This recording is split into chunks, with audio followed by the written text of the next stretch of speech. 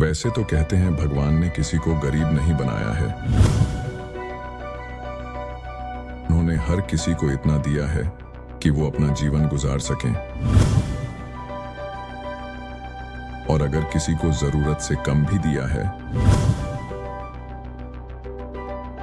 तो भगवान उसके लिए कुछ न कुछ ऐसी व्यवस्था कर ही देते हैं, उनका जीवन चलता रहता है। साहस और हिम्मत जिंदगी में बहुत जरूरी होती है।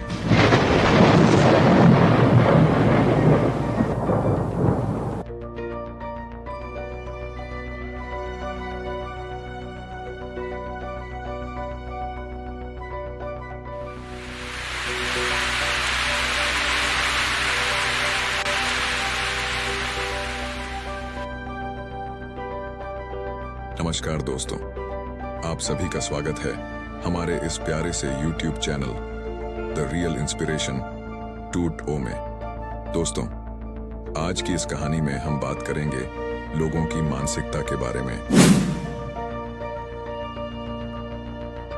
हम अक्सर दूसरों की अमीरी देखकर अपनी अमीरी और गरीबी का अंदाजा लगाते हैं। यदि हमारे पास 10 रुपए हों और सामने वाले के पास 100, तो हम अपनी नजरों में गरीब हो जाते हैं और सामने वाला अमीर हो जाता है। हम यह नहीं सोचते कि एक व्यक्ति कितनी मेहनत से रुपये कमाता है, 100 काम कर रहा है, उसकी जरूरतें क्या हैं। हम तो बस दूसरे की दौलत देखते हैं और अपनी राय बना लेते हैं। गौतम बुद्ध की आज की प्रेरणादायक कहानी के माध्यम से आप जानेंगे कि भगवान बुद्ध के अनुसार कौन धनवान और धनवान व्यक्ति होता है। साथ ही आप यह भी समझ जाएंगे कि गौतम बुद्ध हर व्यक्ति को अमीर क्यों कहते थे।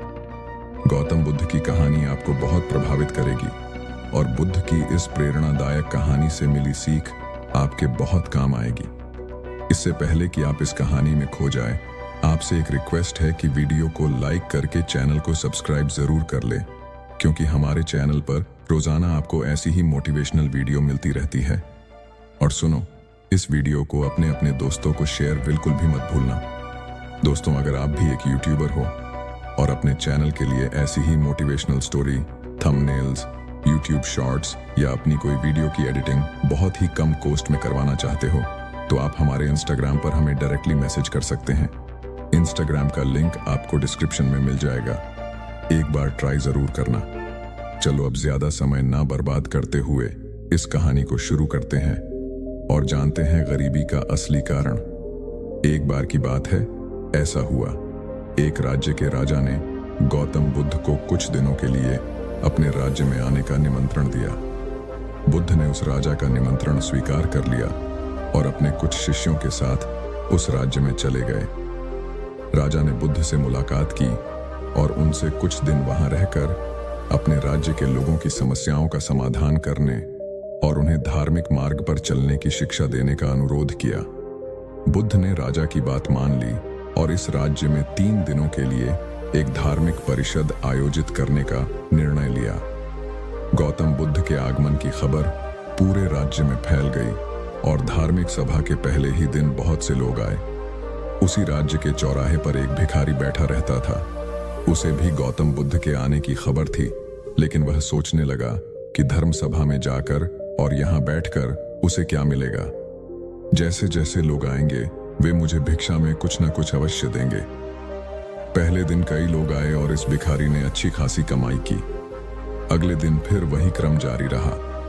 भिखारी ने भीख मांगने के साथ साथ यह भी देखा कि धार्मिक सभा में जाते समय लोग उदास और दुखी हो रहे थे और उन्होंने उसे कुछ दिया भी नहीं।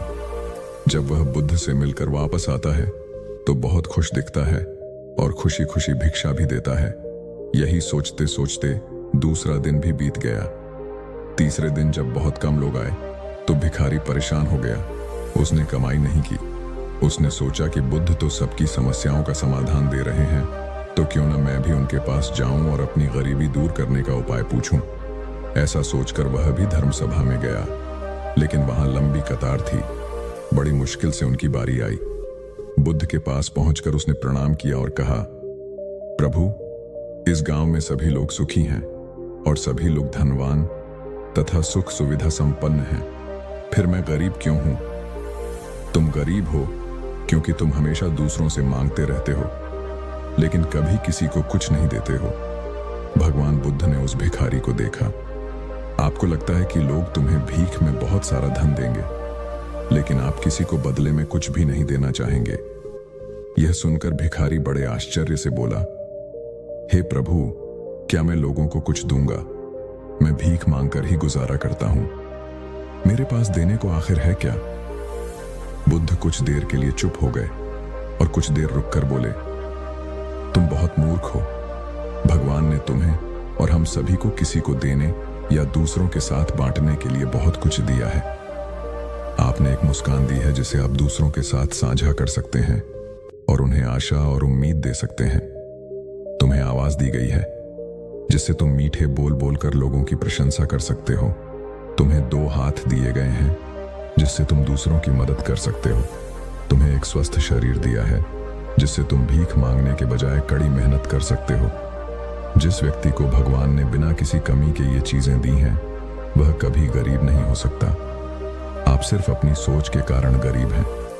जैसे ही आप इस सोच से बाहर निकलेंगे, आप खुद को दूसरों की तरह अमीर समझने लगेंगे और आपकी जिंदगी भी बेहतर हो जाएगी। दूसरों की खुशी देखकर अपनी तुलना दूसरों से ना करें। भगवान ने सभी को अमीर बनाया है, बस जरूरत है तो अपनी सोच सुधारने की। भगवान बुद्ध की बातें सुनकर मनुष्य को अपने जीवन का मूल्य समझ में आया और वह उनके द्वारा दी गई शिक्षाओं के अनुसार अपना जीवन जीने लगा। जब हम सभी अपनी तुलना दूसरों से करते हैं या दूसरों को खुश देखते हैं, तो हमें लगता है कि हमारी जिंदगी खराब है और बाकी सब मजे कर रहे हैं। हम अपने जीवन में कभी भी अच्छी चीजों पर ध्यान केंद्रित नहीं करते हैं। हम कभी यह नहीं सोचते कि भगवान ने हमें स्वस्थ शरीर दिया है, जो सबसे कीमती चीज है। आप कितने भी अमीर क्यों ना हो, अगर आपका शरीर उपयोगी नहीं है तो वह पैसा भी किसी काम का नहीं है। और वहीं अगर आप गरीब हैं लेकिन आपका शरीर बिल्कुल स्वस्थ है, तो आप अपने आप में एक अमीर व्यक्ति हैं। कोरोना काल में हम सभी ने देखा है कि पैसे से ज्यादा जरूरी स्वस्थ शरीर है। तो दोस्तों, यहीं इस कहानी का अंत करते हैं। तो कैसी लगी आपको ये कहानी कमेंट में जरूर बताएं। अगर अच्छी लगी हो तो वीडियो को एक लाइक जरूर करें और रोजाना ऐसी ही मोटिवेशनल कहानी सुनने के लिए हमारे चैनल को जरूर से सब्सक्राइब कर लें। और दोस्तों, इस वीडियो को ज्यादा से ज्यादा शेयर करें, क्योंकि यह कहानी किसी की लाइफ चेंज कर सकती है। और दोस्तों, जाते जाते एक बात और, अगर आपका कोई भी एडिटिंग का काम हो या आपको ऐसी ही मोटिवेशनल वीडियो, थंबनेल्स या यूट्यूब शॉर्ट्स बनवाने हो, तो आप हमारे इंस्टाग्राम पर हमें डायरेक्टली मैसेज कर सकते हैं। इंस्टाग्राम का लिंक आपको इस वीडियो के डिस्क्रिप्शन में मिल जाएगा। एक बार ट्राई जरूर करना। ठीक है तो दोस्तों, यहीं इस कहानी का अंत करते हैं। धन्यवाद। जय हिंद, जय भारत।